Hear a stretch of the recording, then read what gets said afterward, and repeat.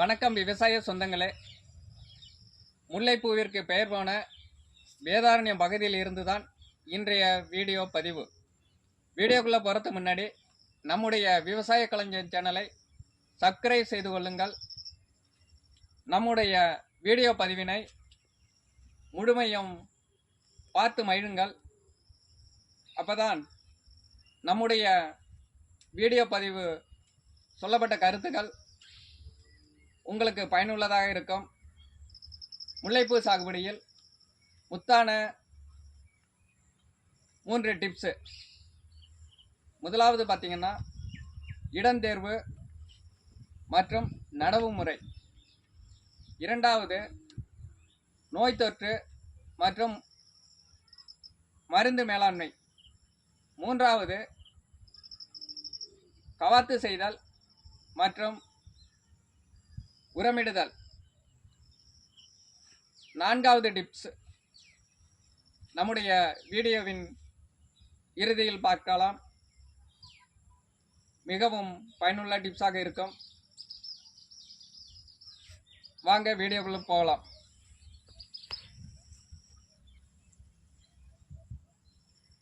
நம்முடைய அந்த செடியானது தேர்வு செய்யும் முன்னர் அந்த பகுதியின் இடம் தேர்வு செய்யும்போது அதன் அருகில் மரங்கள் இருக்கக்கூடாது, மரத்தின் நிழலானது படக்கூடாது, சூரிய ஒளி படும்படி அந்த இடத்தை தேர்வு செய்ய வேண்டும். தேர்வு செய்த பின்னர் அந்த பகுதியை ஒரு 1.5 அடி ஆழம் பார்த்தீங்கன்னாலே தெரியும். அந்த பகுதியானது இதனுடைய ஆழம் 1.5 அடி, அந்த அளவுக்கு இதன் பரப்பை வெட்டி கொள்ள வேண்டும். அந்த பகுதியின் பரப்பானது சரிசமமாக மட்டம் செய்து கொள்ள வேண்டும். அடுத்தது மிக முக்கியமான என்னன்னு பார்த்தீங்கன்னா, ஒவ்வொரு செடிக்கும் ஒரு செடிக்கும் அடுத்த செடிக்கும் 3 மீட்டர் இடைவெளியானது இருக்க வேண்டும். செடி நடவு செய்தோம்னா 3 மீட்டர் அல்லது 8 to 10 அடி, அடிக்கணக்கில் பார்த்தோம்னா 8 to 10 அடி இருக்க வேண்டும். அதுவே நமக்கு போதுமானதாக இருக்கும். அடுத்து முல்லை செடியின் பதியன்கள் பார்த்தீங்கன்னா தரமான பதியன்களை தேர்வு செய்ய வேண்டும். இது நம்மளுடைய சொந்த பதியன். இந்த செடியின் அடிப்பகுதி பார்த்தீங்கன்னா வேரானது நன்கு இருக்கும். அதேபோல் வேர் பார்த்தீங்கன்னா தெரியும், அதிகம் விட்டுருக்கும். அப்போ தான் வேரானது தரையில் நம்ம செடி நடும்போது 4 பக்கமும் செல்லும். இதேபோல் கட் பண்ணதாக இருக்கக்கூடாது. வேர் பகுதியானது இதே போல் இருக்க வேண்டும். இந்த பதியம் பார்த்தீங்கன்னா எல்லாம் கட் ஆயிடுச்சு. அதேபோல் இதன் செடி கிளைகளானது அதிகமாக இருக்கணும். ஒரு 2 கிலோ 3 கிலோ அப்படின்ட்டு இதில் பார்த்தீங்கன்னா 4 கிளைகள் இருக்கும். அதேபோல் 2 பதியன்களை சேர்த்து நடவு செய்ய வேண்டும். 2 பதியன்களை சேர்த்து நடவு செய்யும் போது 3 மாதங்களில் இதனுடைய மகசூல் எடுக்கலாம். அரும்பு வைப்பதற்கு தயாராகிவிடும். இப்போது நம்ம குழி எடுத்துக்கலாம். குழியை பார்த்தீங்கன்னா அதன் 2க்கு 2 நீளம் அகலம் 2 அடி நீளம் 2 அடி அகலம். ஆழம் பார்த்தீங்கன்னா 1.5 அடி எடுத்துக்கலாம். அந்த பகுதியில் ஒரு 50 கிராம் டிஏபி கீழே போட்டுடலாம். அதற்கு பிறகு ஒரு அன்னக்கூடை மக்கிய குப்பை அல்லது சாணி உரம்.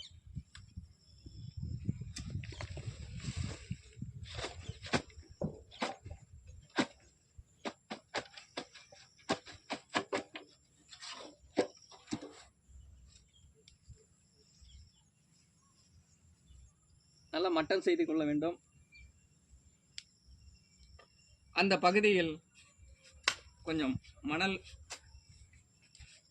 மேல் போட்டு மணலை கொண்டு மட்டம் செய்து கொள்ள வேண்டும்.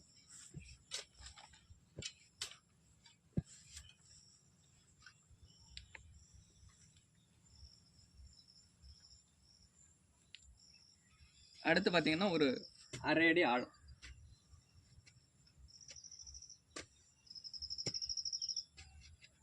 குழி எடுத்துக்கொண்டு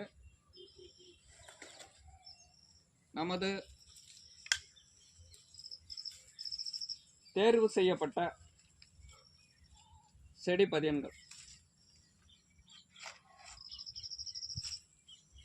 2 பதியன்களையும்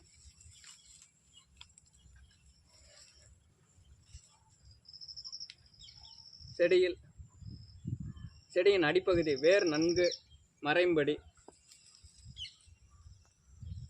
மணல் கொண்டு நிரப்பிவிட வேண்டும்.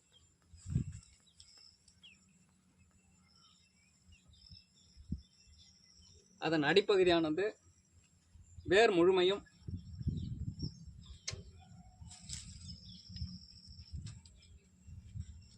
மறையும்படி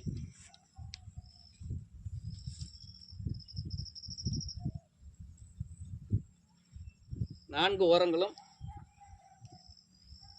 நன்கு அழுத்தி அதன் செடியானது சாயாத அளவிற்கு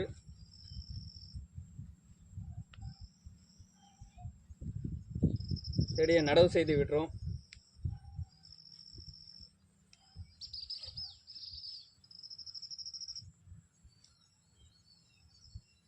இப்போ செடியானது நடவு செய்தாச்சு.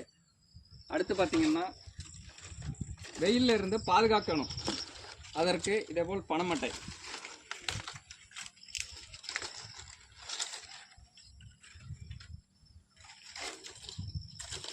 இந்த சைடு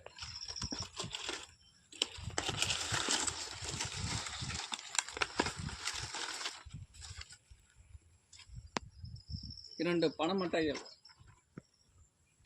அந்த செடியானது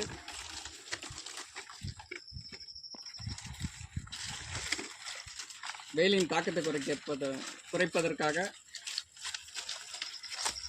2 பனைமட்டைகளை வைத்து இப்படி கட்டிவிட வேண்டும்.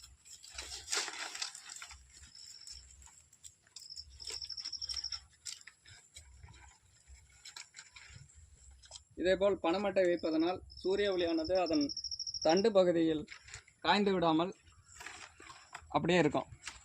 இந்த மட்டையானது ஒரு 30 நாட்களுக்கு அப்படியே வச்சிட வேண்டியதுதான்.